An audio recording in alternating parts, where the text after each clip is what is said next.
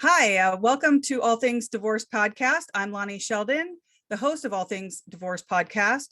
Today we have Nicole Stoutner on our show, and we'll be talking about preparing for divorce. So a little bit about Nicole. She's a former judicial officer in the Maricopa County Superior Court. She was a 40 under 40 lawyer. She has been practicing exclusively in small boutique family law firms since 2005. She is a trained mediator, a trained parenting coordinator, and she is on the Arizona State Bar Family Law Executive Board for family law, and a former president of Maricopa County Bar Association Family Law Section. So fair to say she knows her stuff. The information provided here on this podcast is for entertainment purposes only. Nicole only practices law in Arizona, and listening to this podcast does not create an attorney-client privilege with either me or Nicole. Nicole's website is www.sheldonstoutner.com. Nicole, thank you for being here today and joining me on my very first podcast. I'm excited. And so how are you today? Great. I'm really happy to be here, especially with you. You didn't mention that we've been friends for a really long time, and how skilled you are at handling divorce issues. So I'm really happy to be here with you and have this convo. Thank you. And of course, I'm the Sheldon and Stoutner, so she is my law partner too, but she's great. So Nicole, you and I had talked about what you could talk about today. And one of the things that you thought would be really helpful, and which I know I get 1,000 questions like this, and I know you do too, from friends, family members, friends of friends, is really, how do people plan for divorce? How do they prepare? I'm sure the listeners want to know. I'm sure there's a lot of people out there who want to know, really, what do they do to plan for divorce? Let's talk about some financial things, some child things. What is your first piece of advice when somebody comes in and says, hey, I'm thinking about getting a divorce. What should I do? Well, I think divorce is two pieces. It's not just emotional. It's also the financial business side. And it's really kind of both of those things that have to be addressed when you're thinking about getting divorced. You want to look at whether the financial piece, what you need to do financially to prepare yourself for a divorce. Then you want to look at the emotional piece. Are you ready to be divorced? Are your kids ready? And I think kids really fall into that category too. And what can you do to help prepare your kids and situate them to be as healthy as possible as they're going through this, because it's very difficult for them. Okay, so let's talk about the financial piece real quick. Is there something they should do immediately if they're thinking about divorce? Maybe papers together or something like that? I think, one of the big things that I hear a lot, especially from women, is that they don't know enough about their finances and about their family's finances. A lot of women still leave that stuff to their husbands. They live in sort of a financial dark and aren't aware of what's going on, what credit cards exist, what bank accounts exist, what investments exist, the retirement account. So the very first thing you should do for the financial side of the divorce, when you're thinking of getting divorced, is start paying closer attention to your money and your finances. And to do that, it can be as simple as opening the mail when it comes, seeing what statements come. If you're not getting statements, many people are paperless now. Asking questions. If you have a financial advisor, asking them questions, looking at your tax returns and really taking some time to look at them. I know far too many people will go through and just click the boxes and not actually stop and say, wait, what is this? What's this investment listed on this schedule? And why are we getting this income from this? So kind of stopping and really consciously making an effort to understand your assets and your accounts, and where the money comes from and where it goes every month. Okay, I'm going to ask you this question. It's the one that I always get, and I'm sure you do too. Do you leave the house? I think when it comes to that piece, in Arizona, at least, we don't have a statute about leaving the house that says that if you leave the house, you've abandoned the house or the children. And I get that question too. You're 100% right. And I think it comes from maybe something that's happening in other states. or some kind of statute or rule that they've heard about maybe in the East Coast states. But we don't have a statute in Arizona that would hurt you in any way if you decide you need to leave the house. And so, what I tell people is you need to be safe. That's the most important piece. And if you don't feel that you can be safe in the home anymore, even if there hasn't been any domestic violence, but you're still not feeling like it's going to be an environment where you can be healthy and safe, you should consider leaving the home. Okay. But is it harder to get back in the home? And I think that's one of the questions that people come up with. Well, what if I do, can I still get the house? Yes. Is it harder to get back in? It kind of depends. If you are wanting to be awarded the house in the divorce, I think that can still happen. That can still happen as part of the divorce case. If you are wanting to be, if you're just wanting to go back and get things, there's no order that says once you leave, you can't go back and get things, items and stuff from the house. If there is an order entered that says you can't do it, you can't do it. But initially, if you're just deciding to move out, there's nothing preventing you from being allowed to come back in the house and get things. But I did want to circle back to a little bit more about the financial circumstances and some of the things you could gather if we can. Okay. Yes, that'd be great. Thank you. So going back to that piece, financial information that would be really good to start kind of getting together when you're just barely thinking about divorce would be any financial statements, such as loan documents that you might have. Those will often show income, cash flow, and that would be really helpful. If you run a business, you should have books for your business. A lot of times they are on something called QuickBooks or Quicken. We're looking for balance sheets, profit and loss statements, income statements, cash flow, any of those types of things you can gather. And what I mean by gather is not necessarily take them and not give them to anyone else or to your spouse. I mean, maybe grab a picture of them, make a copy, put them in a place where they won't disappear later. Because what I see happen often in divorce is this information being available to people and then not being available because one spouse is withholding it. And then they're going to spend significant amount of money on an attorney trying to obtain this information, whether it's through subpoenas or other discovery tools. So if you can start gathering that now, it helps you learn more about the financial piece of your case. And it also will help save you money and help your attorney in representing you. Back to just a couple other things I want to make sure I say. Income taxes, pay statements, resumes is a good one. If if you're able to find your spouse's resume or even your own, that would be something that would be helpful to have. Any bank or brokerage or investment account statements, stock options, deeds, if you have them, credit card statements, any wills and trusts and estate planning information that might be available to you, or insurance information. And even medical records can be helpful to have. You don't want to necessarily take something that you're not allowed to have, but I'm not advising that. But I am, and what I mean is don't violate HIPAA. But I do think that if that stuff is available to you because you're in the home and because you're considering this, it makes a lot of sense and will save you thousands if you can just grab a picture and make sure you have that. So one thing I also would tell my clients is in information gathering is to have a secure email address and then email everything to that email address also, because sometimes, this stuff starts disappearing because they know each other's passwords.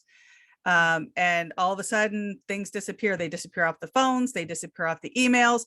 Yeah. So it's really important to get a secure email. And if you're not having an attorney that you're taking the documents to right away, at least upload them to a really new, secure email address that your partner can't get to with a very different password.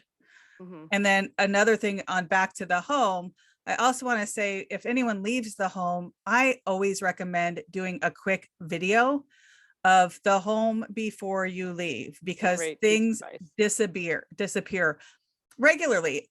if there's a safe, there won't be any money in the safe when you get back. So take a picture of it, count the money out, set it next to there. That's another question that I was going to ask you, Nicole. Let's talk about the money. And let's say there's $20,000 in a safe. What do you recommend?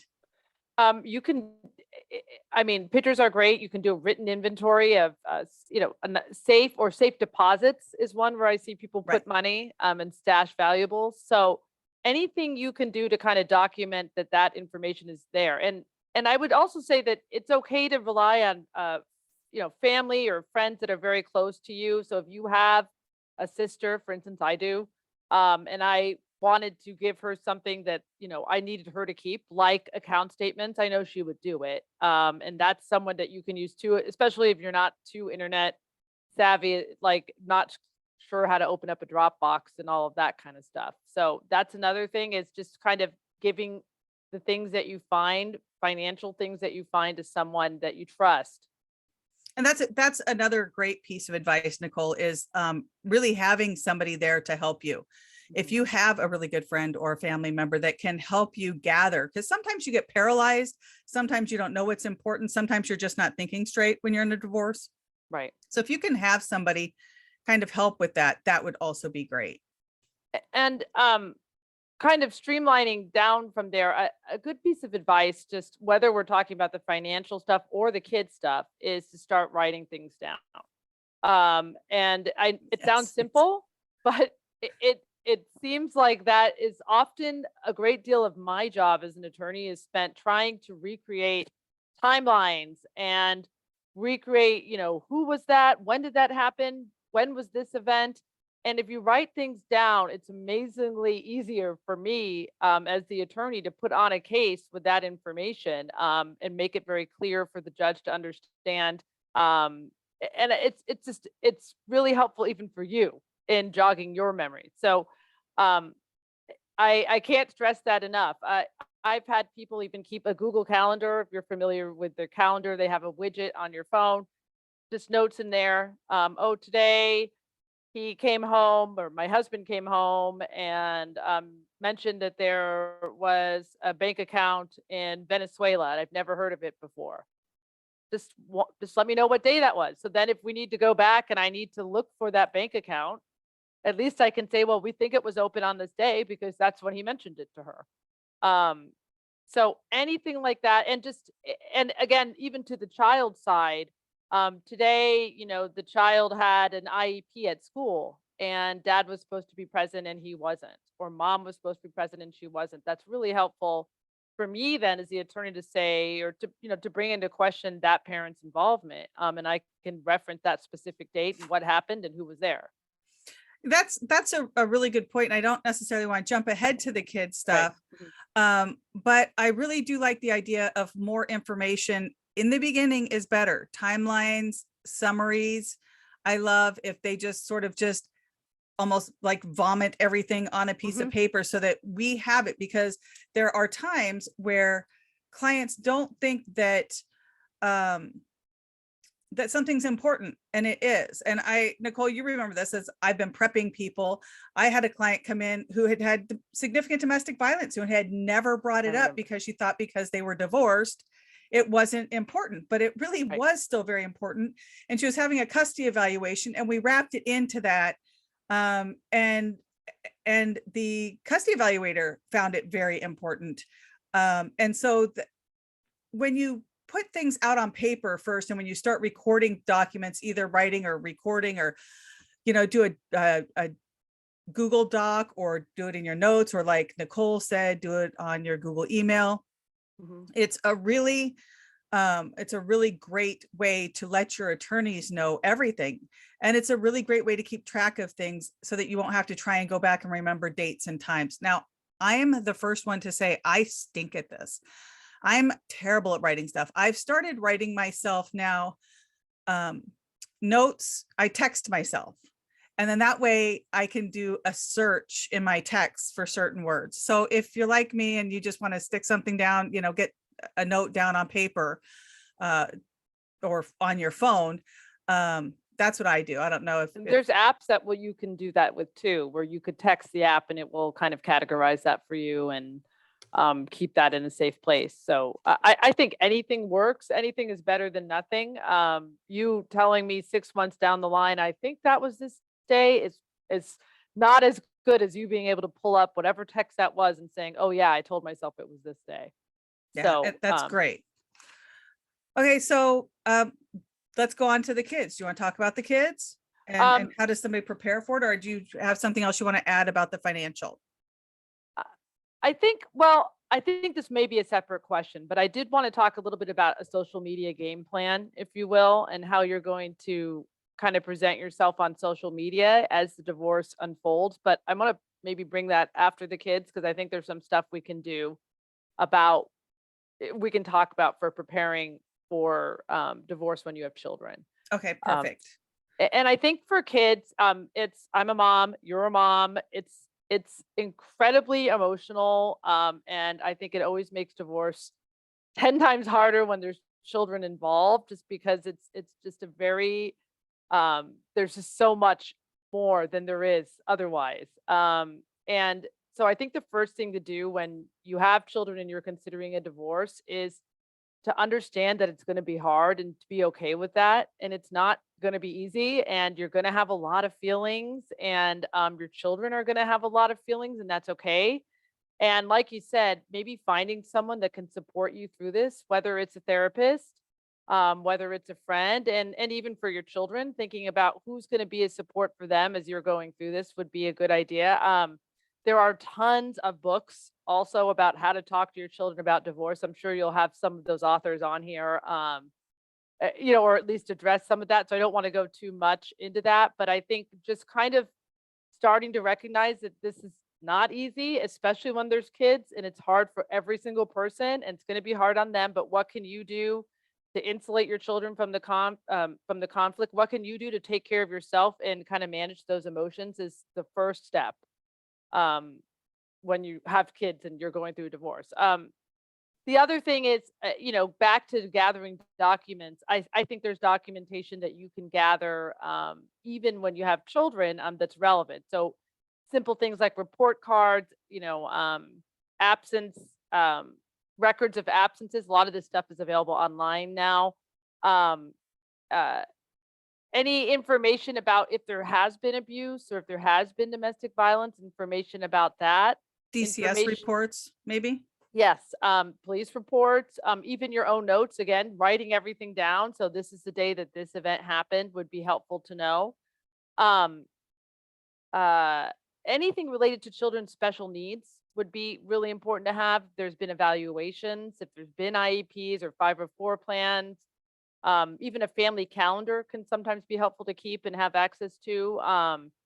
So any of those types of things would be really good to kind of have around as you start the kind of divorce journey that we're talking about here. Okay, and what about spending time with kids? I think that's pretty important, right? That you're spending quality and quantity of time with them. Well, and a lot of it is going to be case specific, right? So there are absolutely cases where it's not appropriate for the other parent to be spending time with the children because they're not safe. But generally speaking, it is important for both parents to have time with the children, even as the divorce is ongoing. There's still, and I still find it hard to believe that people believe this, but there is still kind of a misconception that the court will give the kids to the mother. I've heard that instead of the dad, and mothers have preference. And this is a mother's court and not a father's court. And I mean, I'm here to expel that once again. The court is not going to give preference to one parent or the other simply because of their sex. The court is going to very much be focused on who is providing the best care for that child in the child's best interest. And there are just as many fathers as mothers who can provide fantastic care for a child. And so kind of keep that in mind too, and dispel any notions you have that because you're a mom that you're going to have more time with the children. And that's hard. Believe me, that's hard. And as a parent, it is incredibly hard. Look, But as it's a true. parent and a divorced parent, I'm gonna say I agree. It's so super hard Mhm. to share that time, especially when you're the one that's been there taking care of them. But the Yeah. court does want two good parents to have equal parenting time, and that's just sort of Arizona's law. And really, I think it's starting to move that way across the country from the research that I've done. And it seems like, again, across the country now that um, the most courts are looking at the best interest of the child, not the best interest of Mhm. the parent, but Right. the best interest of the child and what that looks like.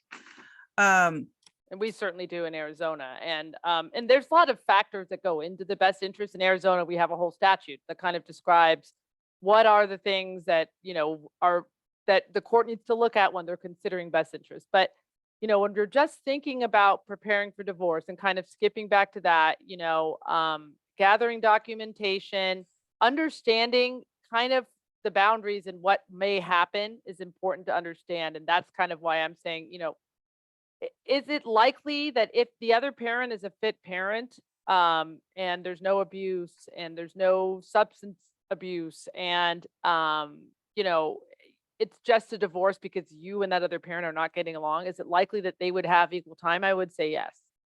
And I don't know about other states, but I know about in Arizona, and um, I I think that that's sort of the reality of it right now. So again, there would not be preference.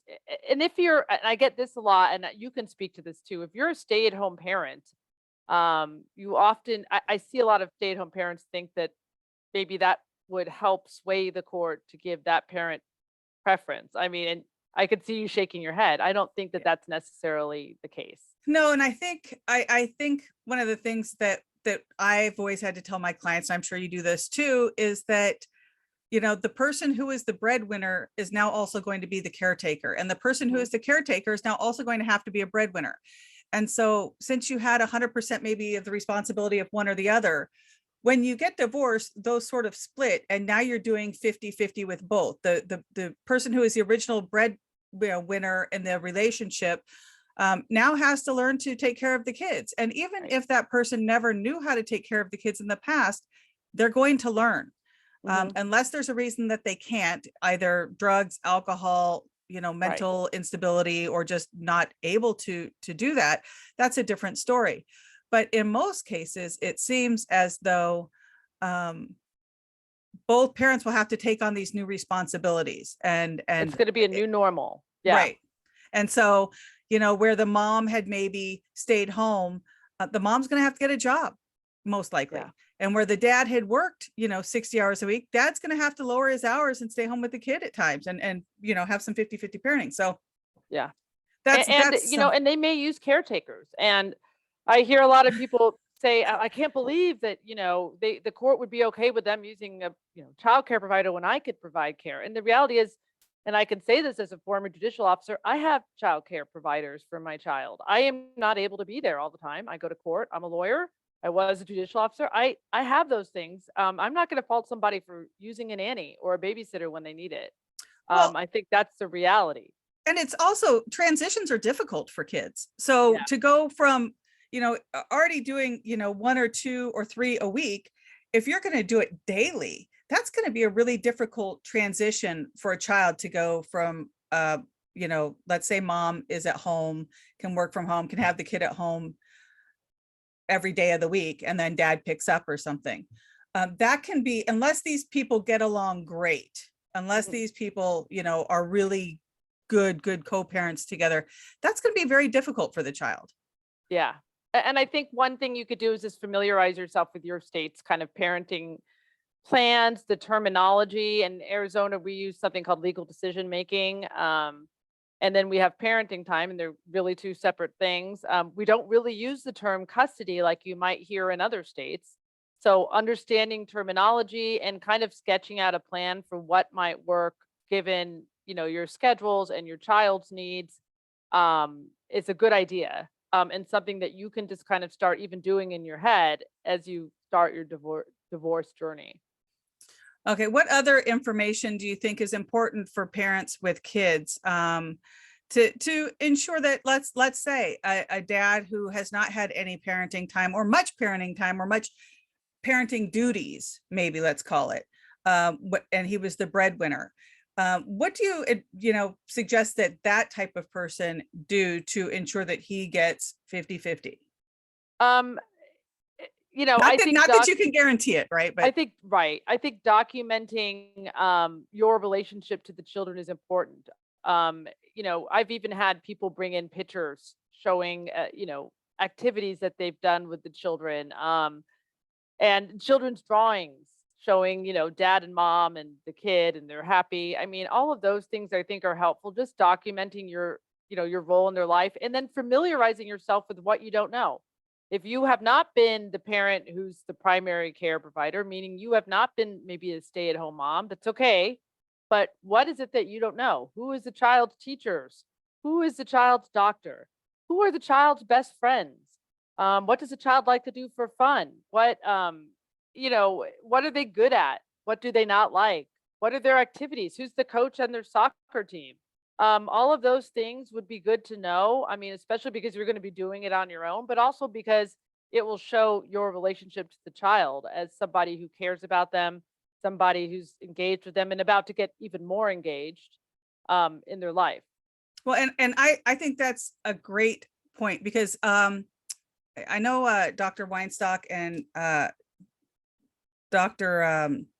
Moran, Who are like custody evaluators in Arizona. right, who are Yeah. custody evaluators in Arizona. They had come up with something like, which parent cares for the child, like which parent is the child going to hug, like the child would fill this out or something. Who can you count on? Who can you Right. who's there when you're Yeah. hurt? And so you need to be that person there. You need to be the person there that's when they're hurt. You need to be the person that they can count on. If you say you're going to do something, don't blow it off. Follow through for your kid. I recently had in a case a custody evaluator asking what your child's favorite color was. So I thought that was interesting, because gosh, my kids changed it, I think, daily. Well, Change and their don't do favorite it just colors. for the custody evaluator. Right. Do it because you need to do it. Do it Right. because you're going to be that parent who's now going to be buying Christmas presents. It's funny, in our relationship, I'm the one that buys Christmas presents.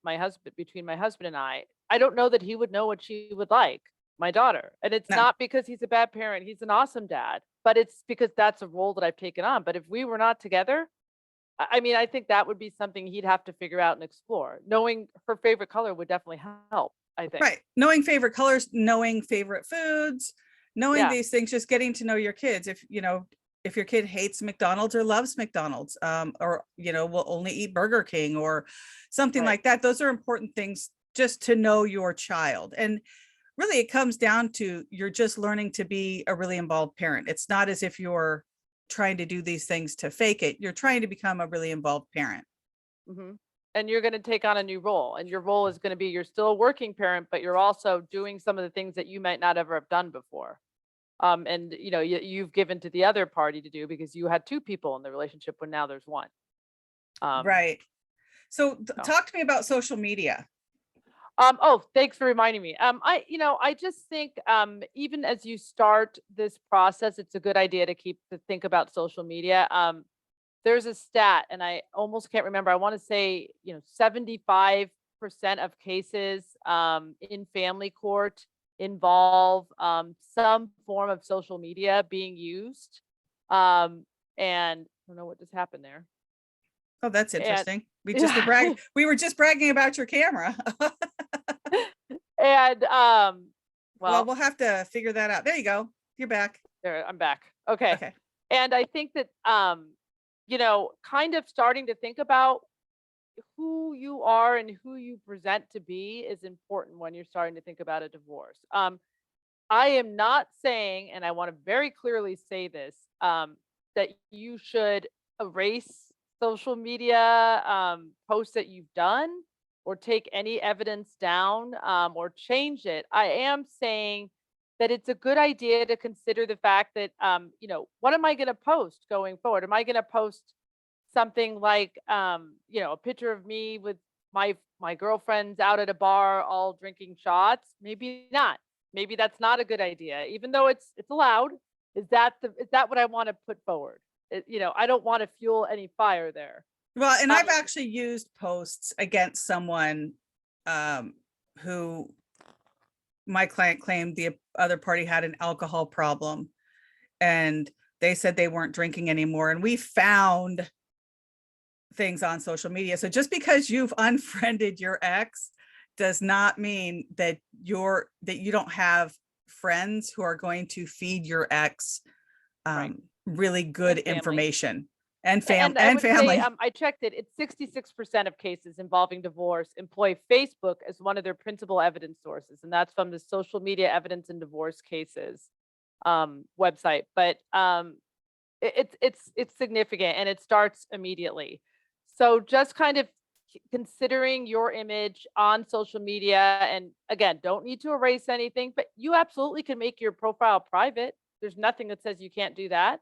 Well, and I Um, take things off of my account. I mean, are you not yeah, allowed to take things off you can take things off your account until something's maybe been filed. yeah. I think Um, that's true. I think once something's been filed, there's that spoliation of evidence concept right. that people, yeah, But I they wouldn't mean, advise it. I mean, Yeah, I think I've definitely taken things off of my account just because I didn't want them on there, like my son's girlfriend who they broke up, right? I mean, right. there's things that you could take off of your account just because that's what you do when you don't want those memories popping up. And along that line, it's also, how are you going to share information about your divorce with the world? So not just what's your image and protecting your image, but how are you going to post about it on social media when it does happen and when you do file, and kind of coming up with a plan for that. So a lot of us is kind of sitting there and thinking and really kind of working through these questions. But, some people are very, forward. I think you and I were talking recently about a divorce party, where, yeah. and they're, today's my day, I'm getting divorced. Some people are very, personal, and they're not putting their stuff out there. Which one of those are you going to be? I don't think either of them is wrong. Well, I do think As long as you're not talking negatively about the other right. person. That's where it comes in. Don't air your dirty laundry on there. You're gonna really upset Right. the judge. You could really upset the judge. I mean, I think we've even seen some gag orders on some cases where people were talking nasty because it's out there forever. Even if you think that your kids aren't going to see TikTok right now, or Twitter right now, or Instagram right now, or your Facebook right now, it's there forever. And your And kids your may kids will see see it. it. I Yeah. mean, if you post something like, I've had people be very upfront on Facebook posts, we're separating, and, we're still, very much friends. I hope that they've told their children before they did that. So you do need to consider your audience when you're posting that kind of stuff. So I think it's more coming up with a game plan of what you're going to do, how you're going to present yourself, and knowing that social media is a huge part of divorce cases in all the aspects, whether it is because you're fighting for, parenting time or legal decision making or custody, or just the emotional side. Now, are you all right if I surprise you with a new question that we Okay. didn't plan to talk about? Yes. Okay. I'm used to surprises from you, Launi. Yes. Domestic violence. I Mhm, mean, if you're a victim of domestic violence, and you and I are both advocates, for mhm. people for victims who have gone through domestic violence. Um, the one thing that I think we probably both see is no one ever calls the police. There's no hospital reports, or if there are, they lie about them. So what are your thoughts on preparing um, for a divorce, for a custody evaluation? Well, the Um, thing to remember is, just because you didn't call the police and just because you didn't go to the hospital doesn't mean it didn't happen. And in fact, it's very common to not do those things because of fear, because of shame. So, domestic violence victims, it's a really difficult place to be, because you don't have the evidence that you think you need to present your case to the court. And I think very few do have, beautiful, like, police reports and charges, and here's my trauma that I suffered. Very few. So I think, if you've been a victim of domestic violence, and that's something that's going to be relevant in your case, specifically because you have children, um, it's important to document what you can. We talked at the start about writing everything down. You can write down events that have happened. You can write down, you can get medical records from your doctors. Maybe you just went to your family doctor and they asked, why do you have that bruise on your neck or on your face? and you explained, that's something that you can get a record of, and that will be in your doctor's records. Police reports, even if they don't take a report, but they've been called out, it's very easy to get just a number of calls to a residence and the residence and the reason for the call. I just did this on another case recently and I got it in just a week. And it was something like, disturbance, the date and the time. That's all I had. There were no charges and there's no reports, but that's enough. Sometimes to show the court that there's something going on and it's been going on over a period of time.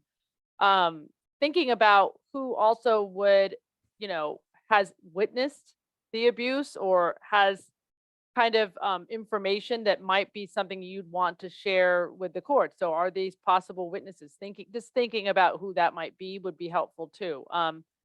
But again, don't be afraid. I've had abuse victims literally write in a journal. Just keep a journal. And I think you and I have talked about this, had to introduce journals as evidence to court because that's what we had. We didn't have the police reports. We didn't have, the physical, like the medical records that would support it. But I have this journal and it's very specific and it's got specific days. And I think that can be very compelling.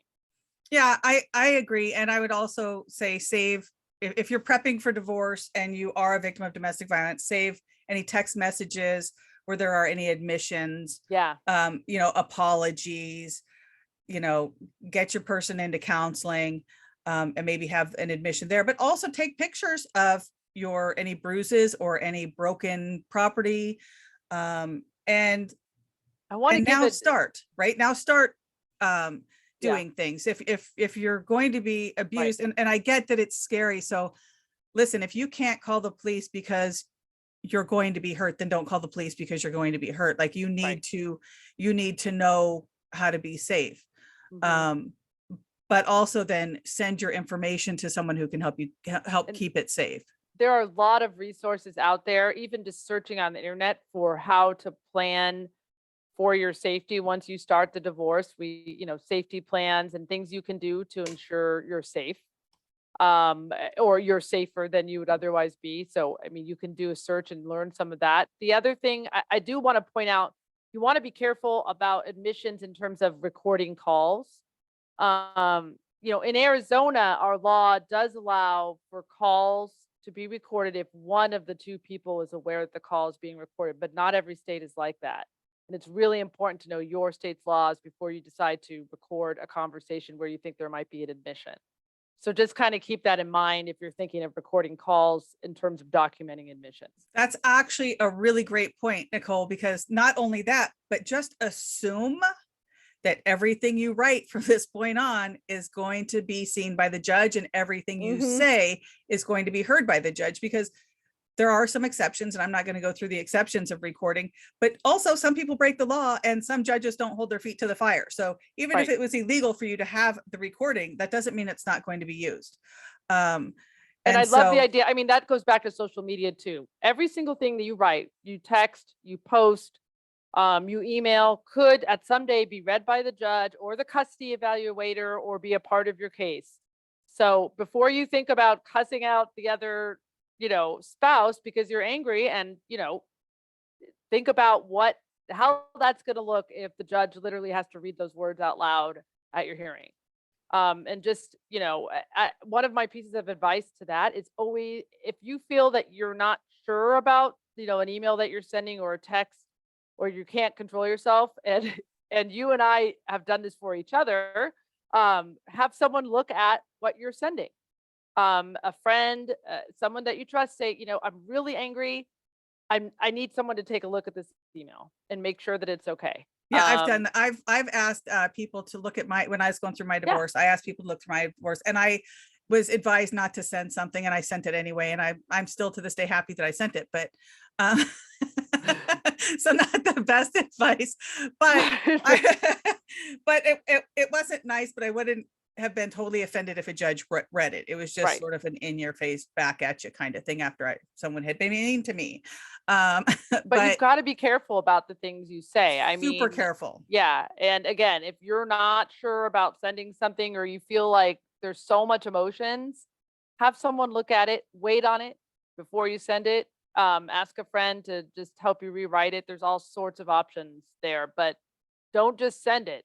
Oh, Think one that through. thing, yeah, one thing I think that can happen periodically is sometimes you think it's not that bad, but it's terrible. Mhm. And so that's the bigger issue, is where you say something like, well, he called me a bitch. And it's like, yeah, because you were withholding the kid for like 7 days. Right. And the, possibly withholding the kid is much worse than somebody calling you a bitch. Mhm. And so there are times where you just don't quite know what's really important. So definitely ask a friend, or seek legal advice from somebody in your Right. area. Yeah, All for right, those types Nicole. of Well, communication. thank you for being here. Is there anything else you'd like to add, or any other Um, nuggets you want to no, give? I really, there are so many. I just want to reinforce that there are so many resources out there to help you on this journey, especially the emotional side. It is okay to see a therapist if you need to see a therapist to work through these things. It's okay to read all the books that are out there. I think so many of them are good, and I'm sure you'll talk about those in the future. So I really recommend that you utilize those resources that are available to you because they're going to help as you're figuring this out. Now, just on off Nicole's counseling advice, I am just going to say could end up in court. So, Yeah, be careful what you admit to in your counseling, sure. but still get the help that you need. I mean, Right. you've got to weigh it, and certainly courts would rather see you get healthy, Mhm. and be stable than not. I don't think there's a stigma necessarily associated with seeing a therapist anymore. So don't shy away from that if you need it. Right. All right. Well, thank you very much, Nicole. I'm going to stop this recording. All right. Thank you.